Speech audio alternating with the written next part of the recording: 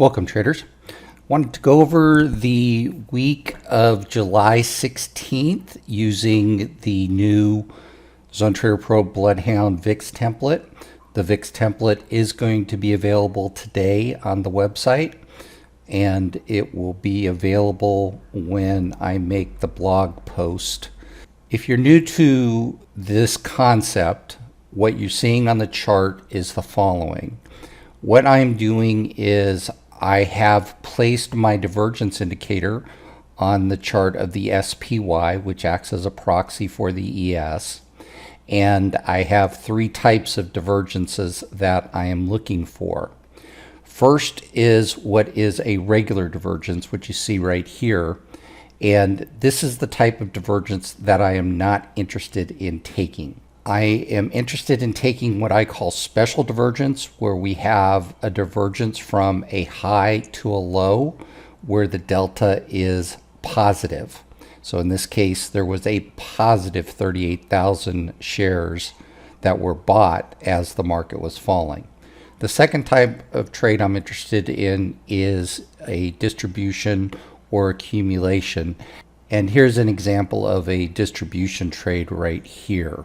Accumulation looks like this, and if you should see a blue line on the chart, such as right here for this accumulation, that means that the accumulation went non-divergent, and that could possibly be a losing trade. What you see down here is a Bloodhound template that I've created, and it's measuring two things. It's measuring the tradable instruments, and it's also measuring different VIX signals. In this exercise, what I've done is I've gone and I've marked certain places where I have read this and understand that what we are seeing here was a bearish VIX and a bullish VIX. And what I've done in some cases is I've highlighted how this can change so rapidly from being bullish to being fully bearish, or vice versa. In the lower pane here, I have an indicator that I call my Kp2 ratio, and that is important for understanding accumulation and distribution. And I'm going to talk about some of that and show some bookmap examples of what happened on Friday, which was yesterday. On Monday, we started off with a special divergence trade here, which was good for approximately 17 points to this point here. We then followed that up with an accumulation trade here. There was no trade here. We had a distribution short signal here, which I've marked as a loss because we would have had the signal here. And again, what is interesting about where we take these losses at is you can see how little we actually lost. This is the area where we would have gotten involved with the trade. Price trades up about another point, and then we are told that it is no longer divergent. And at approximately the same price, we see the VIX template going green. So this is an example of a loss where we would have taken about a point. And you're going to find that that's going to be a very common theme in our losses. Now, here's a short distribution trade that I marked, and I also put an arrow above it. The reason I'm putting the arrow above it is because we also had distribution on the ES chart on the right. And just so that you understand, I'm running two different templates.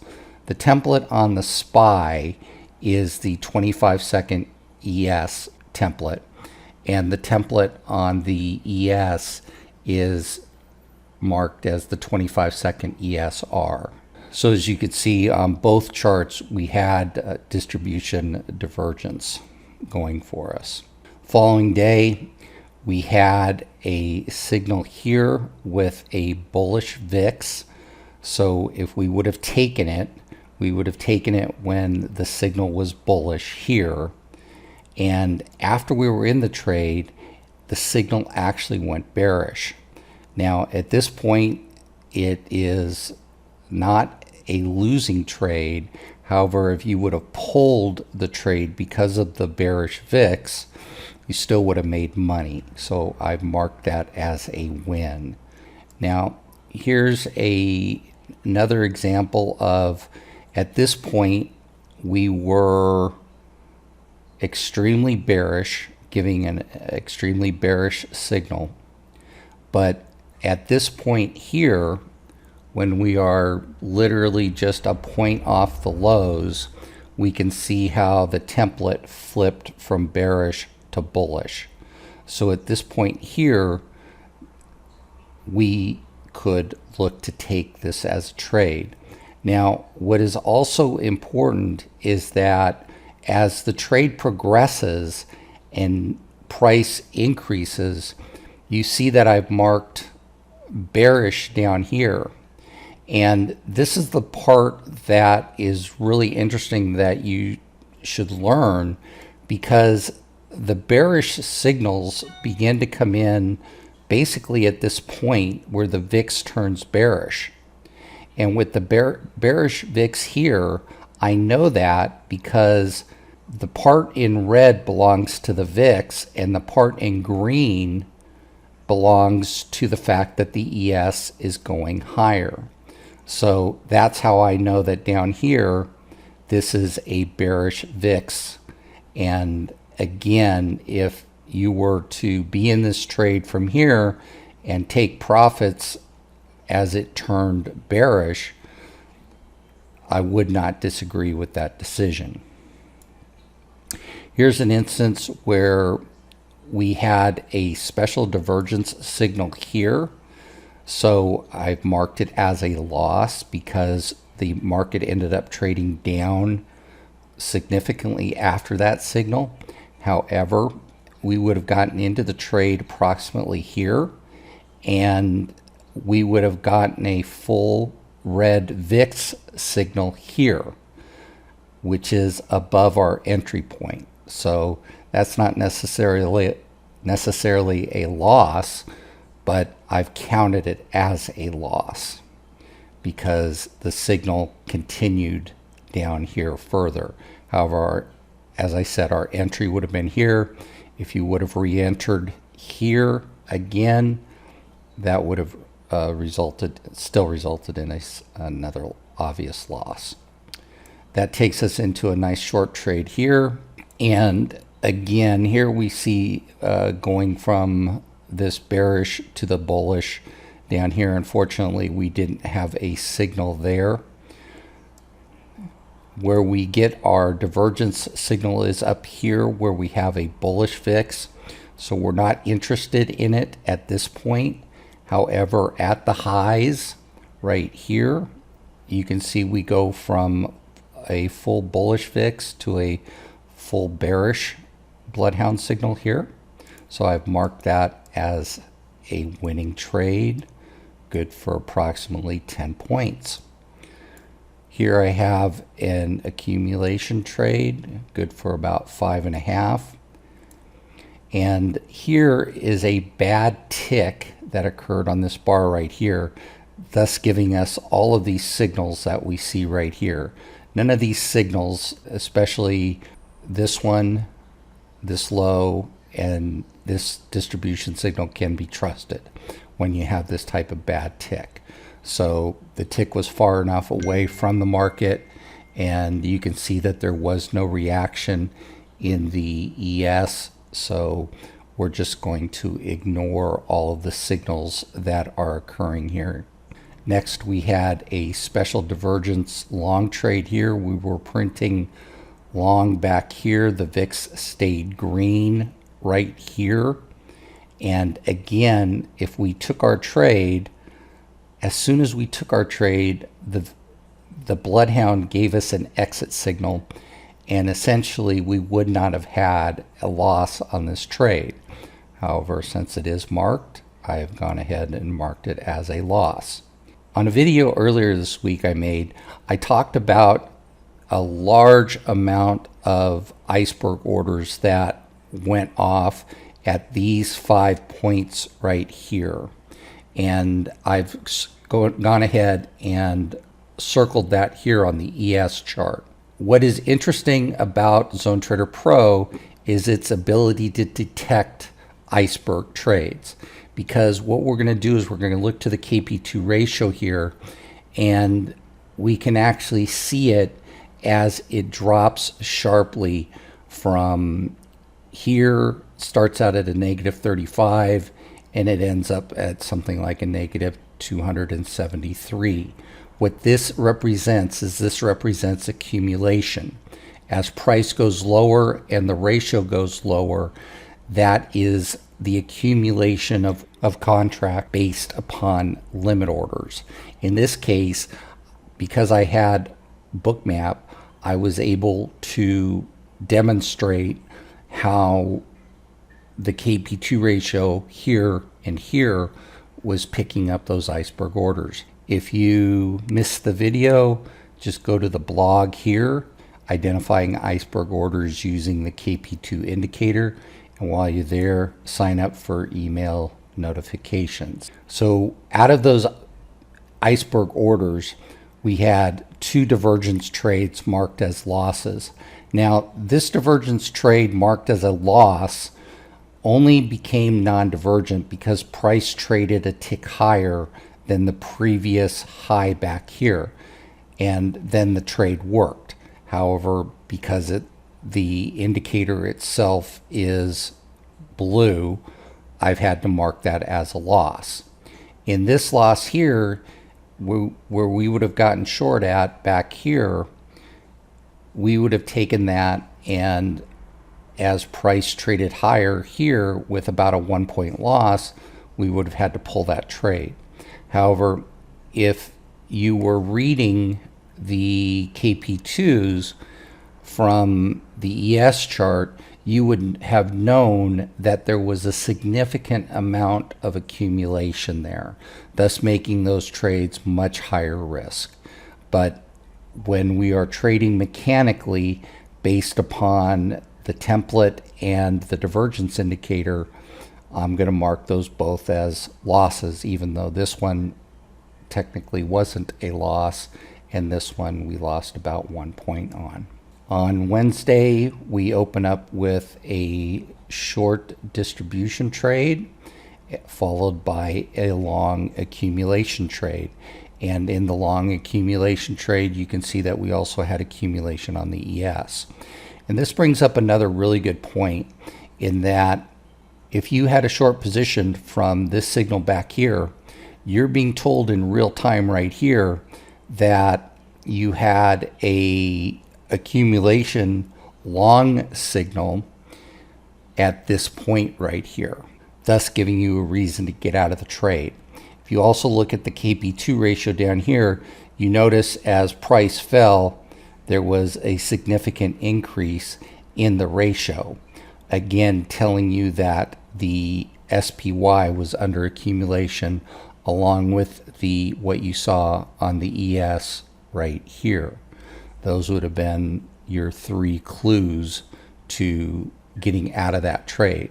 Now, I've marked that trade as a win because on the template here, as price is falling, this is what is accounting for the red in the Bloodhound histogram, and the green is accounting for the VIX in the histogram.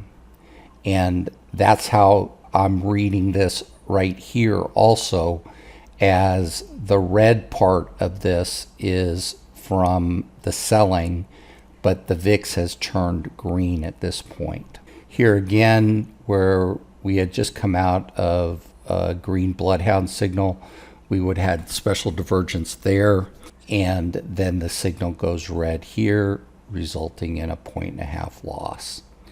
We then had a very strong signal here. I like these signals where we have both distribution and special divergence going into the trade. I think they're very powerful. and that trade was good for almost 17 points. We follow that up with another distribution trade good for about 6 points. Coming out of that, we had a distribution signal here with red Bloodhound, and as you can see, price continued to go higher along with getting the change in the Bloodhound histogram from red to green. So again, we lost probably a point and a half on that trade. We followed that up with an accumulation divergence trade here, and as you can see on the ES, we also had an accumulation signal there. We had an accumulation signal here also. However, it wasn't on the, we didn't have it on the SPY, and we were red going into it. So I would have avoided that as a signal that I would have marked and taken. Again, here we have a very bearish VIX giving us a special divergence. And what is the reason I've marked this as a win here is we've got the signal here, and when the signal was here, the delta was only a 14,000 as it was marking red. So we had a bearish VIX. We're not really interested in it. But from the lows here, we can see how we go from the bearish VIX to the bullish. We are solid green here. We are literally just 2 or 3 ticks off the low. And this is again one of the combo trades where there was accumulation back here and special divergence. So I've gone ahead and marked that as a win. Now, one of the other things to consider is in real time, we can make the indicator display what the value is right here for these numbers. And in real time, we can see that down here, the value was 151,000. And we're looking at it, the number from right in here. So now we have a green VIX, and the delta is now a positive 151,000 shares. So real important to monitor what is happening in real time, because ZoneTraderPro gives you the real-time numbers, and this would have been an acceptable entry in my opinion. That was good for approximately 6 points. Again, here we have a distribution divergence signal, and with that distribution divergence, we again had distribution on the ES chart there. That trade was good for about 5.5 points. We followed that up with a second distribution trade here, again with distribution on the ES chart. And we follow that up with a third special divergence trade. And again, we had divergence on the ES chart. So 3 nice trades in a row being confirmed on both charts with divergences.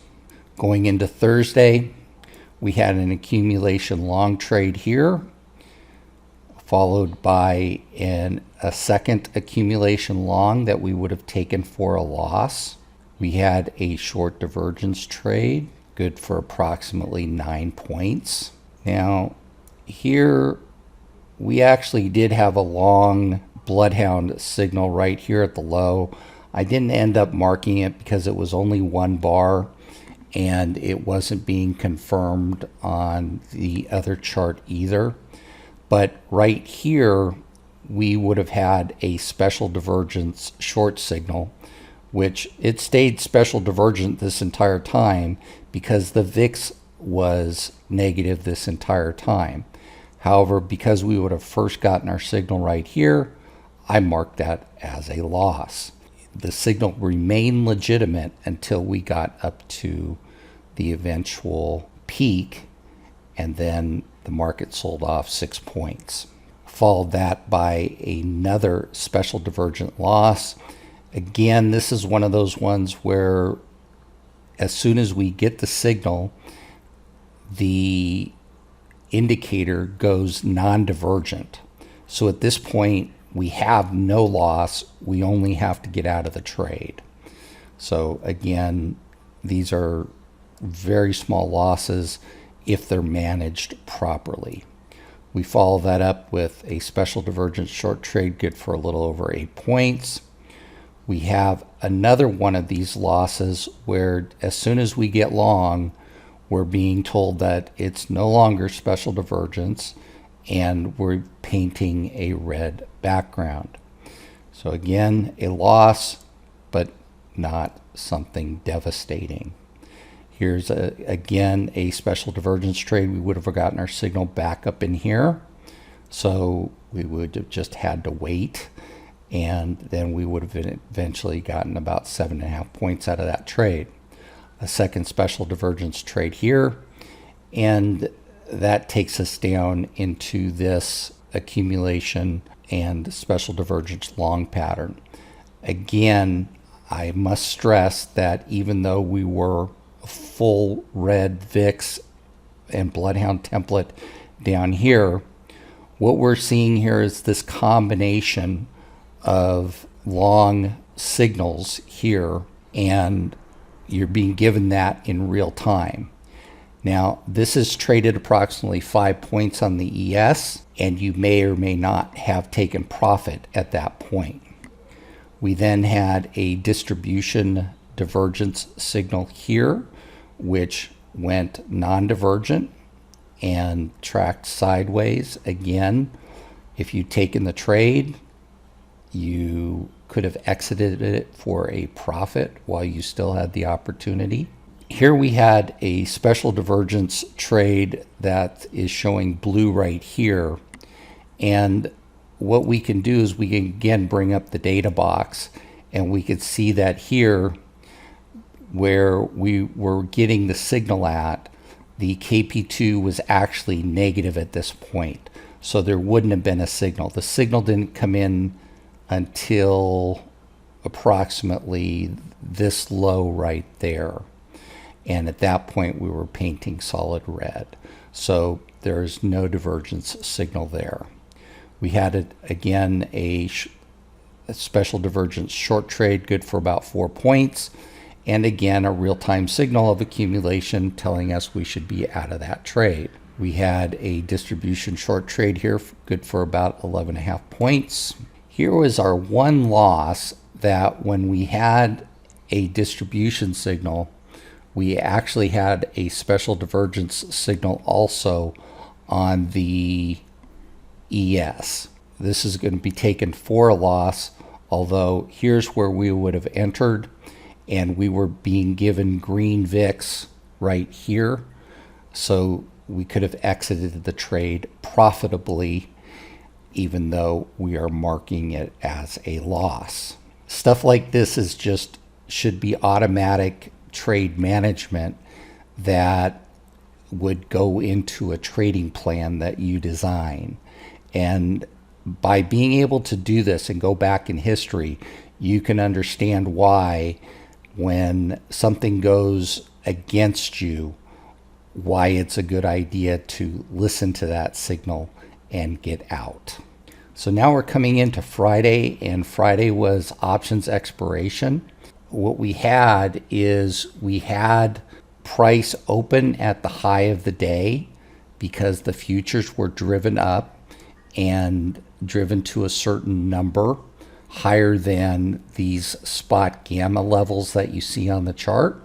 At the open at 9:30, which is right there, that is when a majority of those options expired on the AM expiration. And with that expiration, a lot of the gamma that was associated with it was no longer needed. And what you basically see after that is the selling of those unneeded futures, and that's what's bringing the market down from the open. Unfortunately, at the open, I am not marking that as a winning trade because not all of the Bloodhound signals were working at that point in time. So I'm not going to take that pre-open and mark it as a win. And if we look at the chart, what we see here is there was approximately 3,100 icebergs sold on this little bump up right here. And we see that in the rising Kp2 right there. Now here it is significantly more obvious the accumulation that occurred between here and here as we see the Kp2 dropping significantly on those iceberg orders. That takes us into a series of trades right here where we have a short distribution good for a little over 5 points. We have a short trade which would have been a loser at this point. Right as the signal became non-divergent, we got a full green bar. So again, very little loss if it was taken mechanically and then exited mechanically. We have a short distribution trade there, again good for a little over 5 points. We have a second distribution trade there, good for 4 points. And then we have a losing distribution short trade here. And again, we see that if we had taken the trade, the distribution signal busted, but price ended up trading lower, and that would have given us our exit. If you had stayed in it, you would have gotten a green VIX signal here. And at that point, you would have probably been about a point under. We next had 3 consecutive short special divergence trades. One of them had a special divergence on the ES at the same time. Now, again, one of the things that becomes very interesting is this is occurring in the late morning hours, and what you're seeing here in the red line is the spot gamma volatility trigger, and below this line, this is where spot gamma believes we will see more volatility. And I just find it very interesting that on 5 tries between 11 and 12 Eastern, each time it comes down and gets very close to this volatility trigger and then trades higher. Just thought that was very interesting. And that's a pattern that actually goes back about 4 or 5 weeks, where it had traded to either 0 gamma or the volatility trigger and then bounced from there. The only exception to that was 3 weeks ago, where we had the large sell-off, and then this was the beginning of the rally that began on Monday. After the volatility in 0 gamma was broken here, every time for the last 3 weeks we've gotten down to that number, and that number obviously changes every day, the price had consistently bounced. Here we had a no trade at this point, where we were being given the red Bloodhound signal. The divergence signal didn't occur until this point here, where we were in the green, so there is no loss marked right there. Here again, here's that combination of accumulation and special divergence, but it is not marked as a trade. Here's a trade where this is not being counted as a win, which is why I put it in blue, but I wanted to highlight it because we had the double divergences occurring right here. And what is really important is the Kp2 ratio. Notice the ratio beginning to increase until it peaks here at over 16,000, and then it slightly lets off and then increases again into the high, where we get our final Kp2 reading of 12,900. That is an extremely high number, and combined with the double divergences was very interesting. Now, what makes this even more interesting is the fact that as we were building up the Kp2 ratio, we had 3 different iceberg orders go off here for approximately 1,000 contracts, and then 2 different iceberg orders go off here for about 350 contracts. And this is what that looked like on Bookmap. These are the first 3 iceberg sell orders here, and then this is the 4th, and then this is the 5th, and there's actually a 6th as after it had started down. So there was a ton of iceberg selling going into that. And again, we don't need Bookmap to show us this. We initially have a ratio of approximately 100 here, and price trades down. That's the ratio goes down. That's expected. But as price traded higher, here is ZoneTraderPro picking up this first iceberg order here, and they're picking up the second iceberg order here. And the combination of the increasing ratios on both the SPY and the ES and the double divergences, this is something that would have been considered, at least by me, for a trade. But it is important to point out that on both charts, neither chart showed any VIX red during this entire time. This is merely reading the distribution that was being told to us on the Kp2 ratio. We had a really nice distribution trade after that. Unfortunately, again, the VIX was not with us, so we weren't able to take that as a trade. We did get a distribution trade down here. However, we had to cover it when we were given an accumulation long signal here.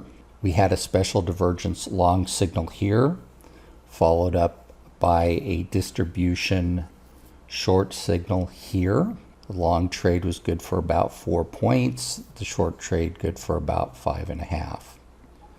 We had a second short trade here where we had a combination of divergences that got us a little over 9 points.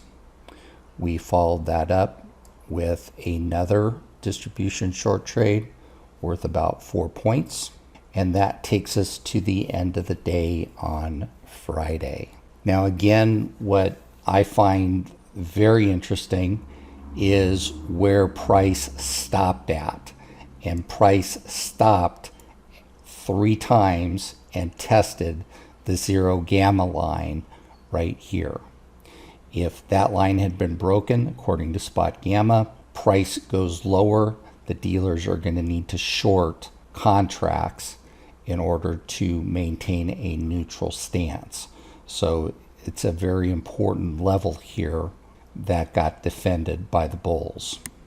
Then what was also super interesting about the close is just the absolute number of iceberg orders that started to fire off after 2 p.m. Eastern. This is a tremendous number compared to what is normally seen after we broke the volatility trigger back over here, and we're approaching 0 gamma here. You can see the levels on Bookmap showing us where the volatility was triggered, and immediately that is where these large iceberg buy orders started to come out. And it wasn't until this very large, you had a tremendously large iceberg sell order go off into the close at about 13:45. But other than that, most of those orders were buying after price traded below the volatility trigger. So the performance for the week of July 16th was basically 49 trades, 35 of which were winners. and that equates to a 71.4% win-loss ratio. Past performance is, of course, not necessarily indicative of future results, but you can see where we did take a loss. Our losses were very small, and they were greatly outsized by our winners. On the other trading idea where we have a combination of signals, we had a total of 11 signals going 10 and 1, so basically about a 91% win-loss ratio when there was a combination of divergences. I hope this video has helped, and if you should have any questions about the VIX template, please be sure to give me a call, and stay safe. Good luck.